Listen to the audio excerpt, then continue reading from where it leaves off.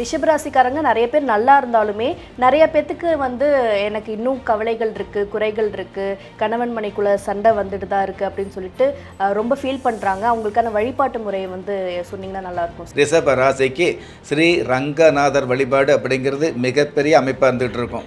அதாவது திருச்சிக்கு பக்கத்தில் ஸ்ரீரங்கம் அப்படிங்கிற ரங்கநாதர் வழிபாடு வந்து மற்ற நாட்களில் வச்சுக்கிறீங்க அப்படிங்கிறத விட வெள்ளிக்கிழமை நாட்களில், அதாவது சுக்கிர பகவானுடைய ஆதிக்கம் நிறைந்த வெள்ளிக்கிழமை நாட்களில் வந்து இந்த ஸ்ரீரங்கர் வழிபாடு வச்சுக்கிட்டீங்க அப்படின்னா உங்களுடைய வாழ்க்கையில் துள்ளி குதிக்கிற மாதிரி நிறைய செல்வங்கள் அள்ளி கிடைக்கும் அப்படிங்கிறது ஆன்மீக விதி.